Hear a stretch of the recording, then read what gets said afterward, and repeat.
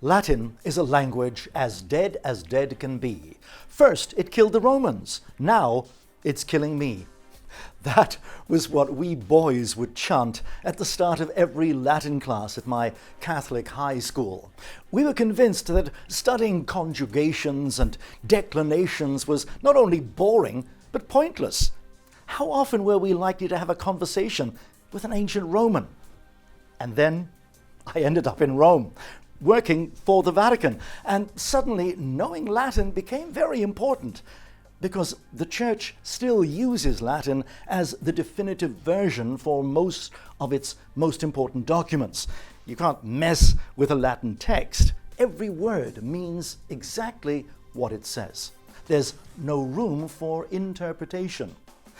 That's why the popes still use Latin when they write their encyclicals and exhortations, like the one just published by Pope Leo XIV, the first of his pontificate, entitled Dilexi.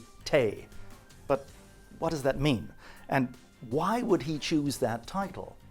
Well, Dilexi means literally, I have loved you, and echoes the title of Pope Francis' last encyclical letter, Dilexit, meaning he has loved us.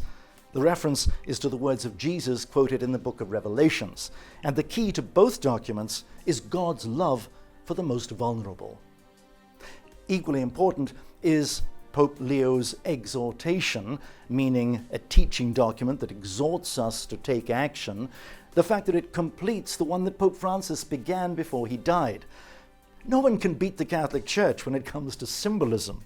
The fact Pope Leo signed his first apostolic exhortation on October the 4th, the feast of St. Francis of Assisi, already hints at the contents that care for the poor and the marginalized is integral to our faith.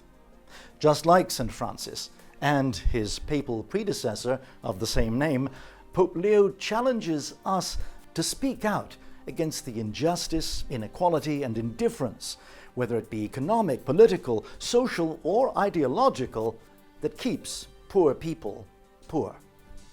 The Pope describes the Church as a mother who accompanies us, building bridges, translating the gospel message of love into concrete gestures of closeness and welcome.